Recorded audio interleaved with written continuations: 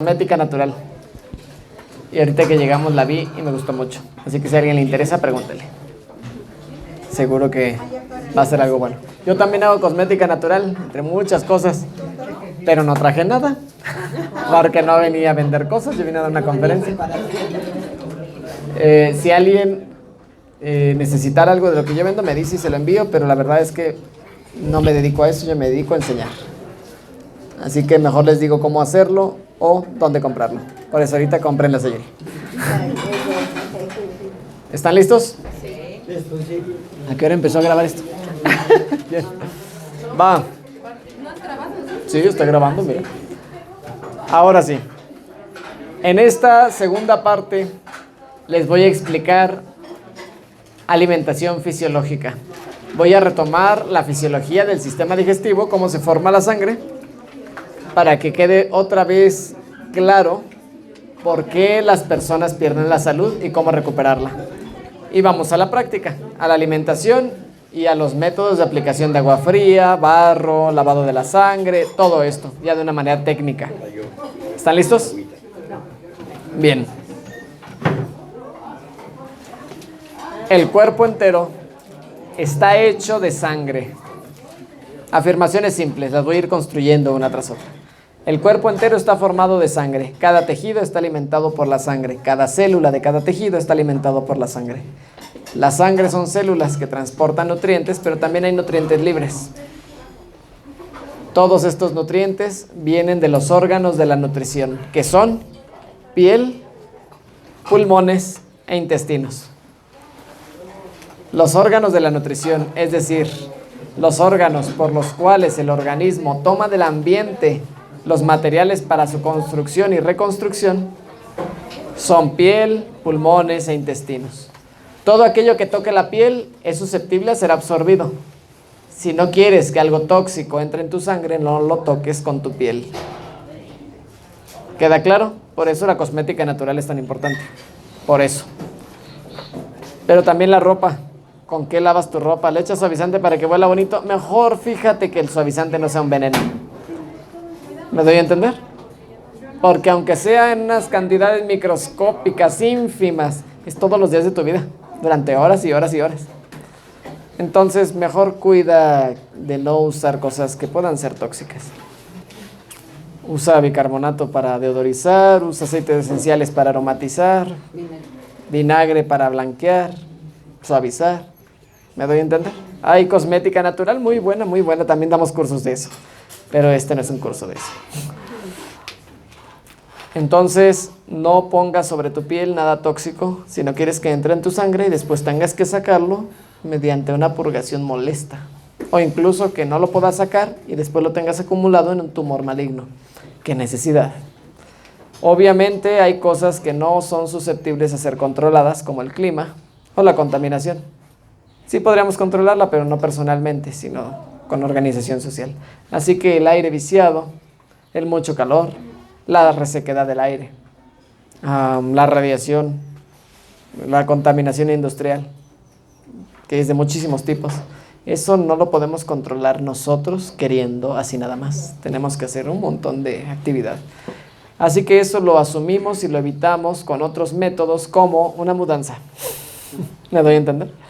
Hay gente que dice, no, yo aquí me quedo. Aunque todos en la cuadra tengan cáncer maligno porque el agua se contaminó con una fábrica con mala conciencia moral. Pero necios que ahí se quieren quedar a vivir, obviamente se enferman, ¿verdad? Hay muchos casos alrededor del mundo de los desechos tóxicos de las industrias y la gente no se quiere mudar.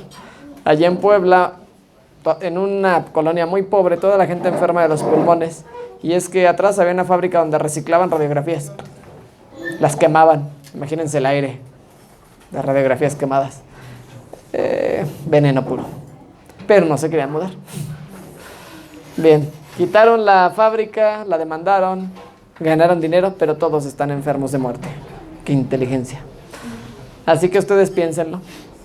Es bien linda la Ciudad de México, ¿verdad? Pero realmente hay que ver más allá en ciertas cosas. Bien, no les digo que se muden de la ciudad, ustedes hagan sus cálculos, pero en ciertos casos les puede salvar la vida. En ciertos casos donde las personas necesitan respirar aire puro para curarse, aquí no se van a curar. Porque el aire entra por los pulmones, que es la segunda vía de nutrición. Y de hecho es el primer alimento y el primer medicamento. Aire limpio. El aire es el nutriente más abundante para nuestro cuerpo. Aire. O sea, no aporta calorías, así que no lo considera nutriente como tal, pero el oxígeno es el que hace que las calorías se liberen. Así que como tal, sí entra dentro del metabolismo o dentro del proceso de la nutrición, aunque no sea un nutriente como tal. Pero el oxígeno interfiere en la quema calórica. Literalmente en una combustión tiene que haber oxígeno. ¿Qué opinas de las cámaras hiperbáricas? Nunca las he usado. Por experiencia no te puedo decir mucho. Pero puedo investigar y te digo, a lo mejor hasta consigo alguna y la pruebo. Pero bien. Son las que te meten que parece uno como tanque espacial, ¿no? Como un traje espacial. Yo me sentí mal de las piernas. Pero no, bueno, yo a la que fui no te ponían un traje, nada más entrabas así a lo que es la cámara. Hizo la pregunta de qué opino de las camas o de las cámaras hiperbáricas. No sé, nunca he entrado en una y no lo he estudiado. Les voy a ser sincero en las cosas que no sé, obviamente. Sí, gracias. Sí. ¿Quieren que le explique algo sobre la cámara Sí. hiperbárica? ¿Sí? Sí. El oxígeno, acaba de decir el doctor, que es fundamental. Usted puede dejar de comer, pero no puede dejar de respirar 3 minutos. Interviene en el metabolismo aeróbico, somos 94% aeróbicos, pues dependemos de ello. 3 minutos se puede. Entonces la cámara hiperbárica lo que hace es introducir oxígeno al 100%, en el aire está al 21%. En la cámara hiperbárica se va a introducir oxígeno al 100%, Wow. bajo una presión, pues se llama hiperbárica, con una presión mayor, de hasta 3 atmósferas, que es lo que como soporta. Entonces, Qué fuerte. respira oxígeno al 100%. Hay cámaras que son oxigenadas con puro oxígeno y hay cámaras que tienen aire, ¿sí? Aire para presurizar y una mascarilla para meter el oxígeno puro. A una presión de 1 a 3 atmósferas, pues hace que el oxígeno entre a su organismo y se oxigene profundamente en ciertos padecimientos, no en todos, ¿no? Porque también puede ser perjudicial el oxígeno. Es un precursor de radicales libres. Entonces, cuando se mete ahí hay que tomar antioxidantes para contrarrestar eso. Pero muchas enfermedades, pie diabético, no para el asma, no para el EPOC, no para el pulmonar, sirve bastante para curar heridas, para lesiones cerebrales, son fundamentales. Pero es introducir oxígeno al 100%, que digo que en el aire es el 21, repito, a una presión mayor. Entonces satura el organismo, queda saturado. Usted puede entrar y en ese día, pues imagínese todo el sistema saturado con oxígeno, se siente usted pero ágil, con mucha energía, pero también tiene sus cuidados. Sí, justo lo que acaba de decir. El oxígeno es oxidante. Entonces, pues va a acelerar la oxidación de muchísimas sustancias en el cuerpo. Va a generar la liberación rápida de muchísimas calorías y por lo tanto va a generar mucha energía. Va a activar el metabolismo celular al máximo, pero al mismo tiempo es como si lo envejeciera, porque aceleraron el proceso metabólico al máximo. Es como acelerar muchas horas en un ratito. Entonces la persona está muy activa, pero al mismo tiempo se va a desgastar así de rápido. Entonces, es interesante para el tratamiento. El proceso lo entiendo perfectamente. La cámara hiperbárica como tal no la tenía en mi mente. Pero eso que acaban de decir es química básica, biología básica. ¿Saben lo que es un antioxidante? Porque es parte de lo que vamos a ver ahorita en química de elementos. Les voy a dar una clase muy básica, obviamente. No voy a entrar en química, les voy a decir cosas muy básicas. Sí. Perdón, yo quería saber sobre el colágeno. ¿También es antioxidante o cómo? El colágeno es una molécula que forma tejidos flexibles como la piel, el cabello, las uñas. Y se forma básicamente a partir de grasas. Así que pasa lo mismo que con las proteínas. En vez de consumir colágeno, consuman grasa. Así. O sea, con las nueces, las almendras, los cacahuates y un montón de cosas, chía, linaza, generan colágeno. ¿Eso puede sustituir el colágeno? El colágeno lo va a formar el cuerpo. Si comes colágeno tal cual, es lo mismo de la barda. Bien. el cuerpo tiene que digerirlo para poder aprovecharlo. Sí, entonces le decía, ¿saben qué es un antioxidante? ¿Están familiarizados con el término de los radicales libres? ¿Saben qué es un radical libre? Aunque sea imaginariamente, no es que lo sepan técnicamente. Los antioxidantes. ¿Qué sí? Perdón, ¿de qué? Calma. Los antioxidantes van a neutralizar los radicales libres de células. Exactamente. Los antioxidantes neutralizan los radicales libres. ¿Qué es un radical libre? Radical libre. Es una molécula que no tiene completo su... Es una molécula radical. Radical es una molécula incompleta normalmente que es muy reactiva. Los antioxidantes también son radicales. De hecho, es por eso que reaccionan unos con otros. Los dos son radicales, pero uno se lo considera benigno y el otro dañino. Fíjense bien, un radical es una molécula normalmente que tiene una parte incompleta y que por lo tanto tiende a completarse de inmediato. Es muy reactiva. Las vitaminas son en cierto modo sustancias radicales porque reaccionan muy rápido, por eso les da el aire y se echan a perder. Les da la luz y se echan a perder. Aumenta la temperatura y se echan a perder. Las ves y no es cierto, se echan a perder. O sea, son sustancias muy, muy delicadas. Todas las sustancias que forman al organismo vivo son sustancias procedentes de organismos vivos y por lo tanto se degradan muy fácilmente. Todas a excepción de los minerales. Fíjense bien. Ahora sí, empezamos con la clase de nutrición para que vayan completando su marco mental. Nutrición se refiere a la actividad metabólica de incorporar sustancias útiles al organismo vivo. Incorporar sustancias útiles. Las utiliza para construir o reparar las estructuras físicas o para activar funciones. Por ejemplo, la proteína es para formar tejido, pero las vitaminas no. Las vitaminas son para hacer reacciones, para activar funciones. Entonces, vemos que hay dos tipos de nutrientes. Los macronutrientes y los micronutrientes. Los macronutrientes se llaman macro porque se necesitan en cantidades grandes y los micro porque se necesitan en cantidades muy pequeñas. Una referencia como que de carbohidratos se pueden comer 120 gramos al día, es una dieta estándar, X. Y de vitaminas necesitamos fracciones de microgramo. Imagínense, 120 gramos a fracciones de un microgramo. O sea, macro, micro, ¿ven? Macronutrientes, micronutrientes. Así son las proporciones. Los tres macronutrientes son carbohidratos, también llamados hidratos de carbono, también llamados glúcidos, sacáridos o azúcares. Es exactamente lo mismo.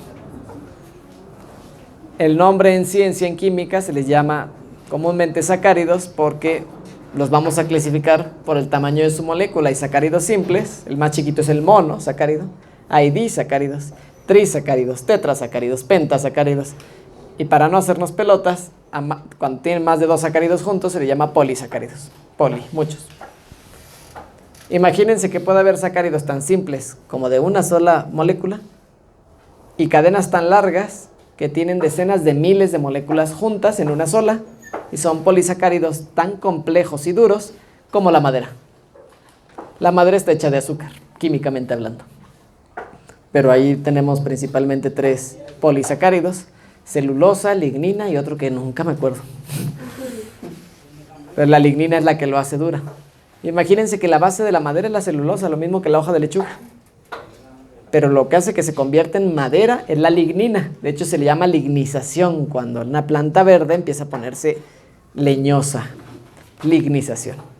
Si lo vieran en el microscopio, verían un tejido de celulosa con una especie de hilo de alambre que lo va surciendo todo, y es la lignina. Y ese hilo que lo va surciendo todo, esas moléculas entretejidas, lo hacen tenso, duro. Y así podemos ver que maderas más duras tienen más lignina y otros carbohidratos complejos, carbohidratos, azúcares. Entiendas entonces que un azúcar no es algo dulce, necesariamente. Los dulces son los monosacáridos y los disacáridos, los más simples, como la glucosa. Por eso también se llaman glúcidos. Pero su nombre mejor es carbohidratos o sacáridos.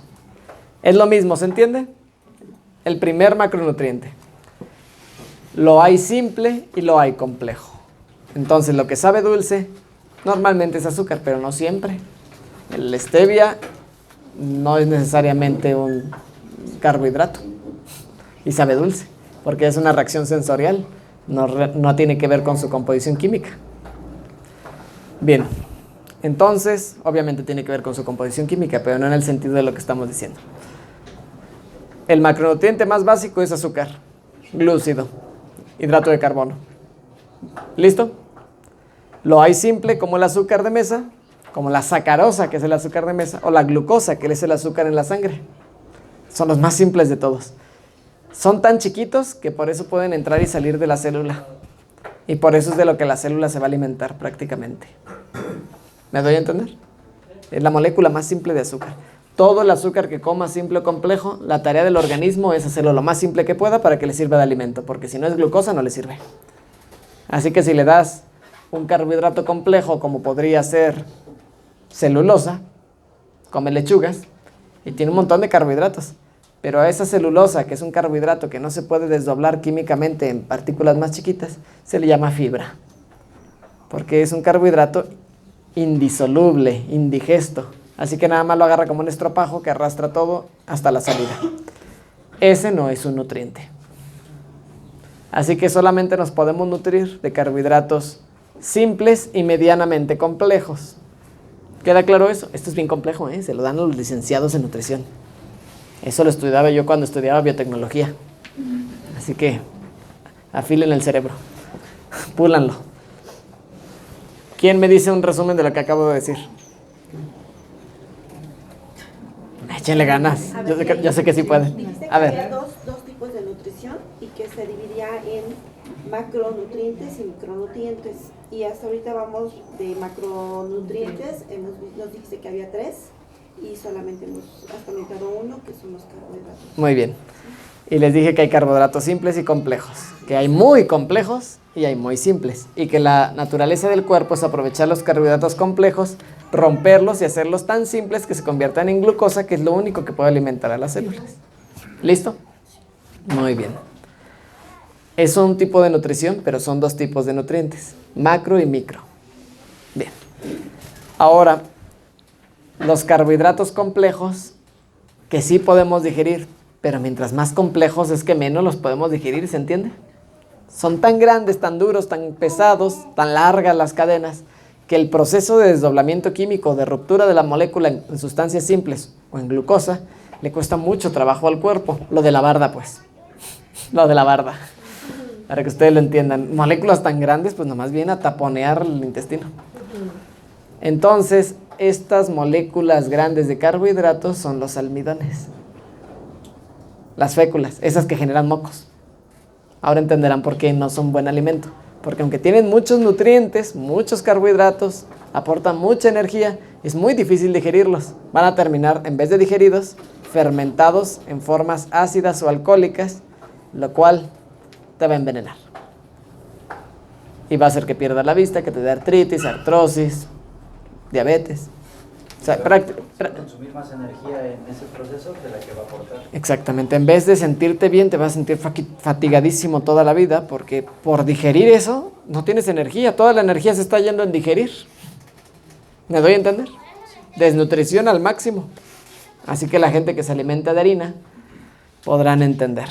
Depresión, problemas neurológicos, artritis, artrosis, diabetes, problemas de flebitis, los huesos cada vez más frágiles, van perdiendo la vista. Un desastre. Así que el azúcar no es malo, porque el azúcar es una clasificación de química. ¿Por qué dicen que las personas que tienen cáncer no deben de probar el azúcar? Porque es lo que alimenta las células cancerígenas. Pero el problema no es el azúcar. El problema es el metabolismo entero. O sea, el problema real es la hipoxia, lo que ya les dije hace rato. Causa primero el cáncer la hipoxia, no el azúcar. Si no hubiera hipoxia con todo el azúcar, porque tenemos azúcar, pues ¿qué más vamos a tener si de eso se alimentan todos los tejidos, no solamente el cáncer? Todos. Entonces no le des azúcar, le puedes dar cetonas. O sea, esa es una teoría, es una escuela de medicina, es una teoría de oncología, de tratamientos contra el cáncer. No necesariamente la más lógica ni la más saludable. Bien, pero sí, la razón es que con glucosa los tumores crecen rapidísimo. Pero bien, todos tenemos glucosa en sangre. De hecho, solamente con un ayuno prolongado deja de haber glucosa en sangre. Y es cuando empezamos a tener el sabor de ayuno y el olor a ayuno. Eso se llaman cuerpos cetónicos. Y es que en vez de digerir azúcar estamos digiriendo grasa. Y a través de la grasa estamos produciendo la única segunda molécula que se conoce hasta el momento que puede alimentar al cerebro, al hígado y a todas las demás células del cuerpo y evitarles la muerte por inanición. Dijimos que el alimento básico es la glucosa, pero cuando no comemos glucosa y estamos en ayuno, ¿cómo es que podemos seguir vivos si ya no tenemos calorías? Pues es porque la grasa que está en el cuerpo empieza a consumirse formando cuerpos cetónicos y nos nutrimos de cetonas, no de glucosa. Es la segunda molécula que se conoce hasta el momento que nos puede nutrir. Sobre todo al cerebro, porque hay otros tejidos que se pueden nutrir de otras cosas. Pero el cerebro principalmente solo se puede nutrir de estas dos cosas, glucosa o cetonas. Bien, ¿queda claro? Bien. Entonces, esta teoría oncológica dice que hay que nutrirse de cetonas para matar al tumor de hambre, porque él no se puede nutrir de cetonas. Y ya. ¿Es válida? Sí, es válida. Pero no quita la causa primaria del cáncer, que ya les dije cuál es. Mala digestión crónica y problemas nerviosos y todo lo que ya les mencioné en la primera parte. Bien, entonces el segundo macronutriente son los aminoácidos, que forman a las proteínas, lo que ya mencionábamos hace rato, aminoácidos. Los necesitamos en gran cantidad porque forman prácticamente la estructura de todos los tejidos, pero las tienen que formar las estructuras cada tejido. De poco aprovecha comer esto si no puede el cuerpo formar sus propios tejidos. Entonces no hay que comer proteínas sino aminoácidos, e incluso ni siquiera aminoácidos sino polipéptidos y péptidos que forman a los aminoácidos. Fíjense bien, los enlaces entre péptido y péptido se llaman enlaces peptídicos y forman sustancias cada vez más grandes que son las proteínas. De hecho, a la proteína se le conoce como sinónimo también como péptido, así. Las peptonas son unas enzimas que digieren a las proteínas, ayudan a desdoblarlas. Entonces, ¿van captando las ideas? ¿Sí? Bien. Si comemos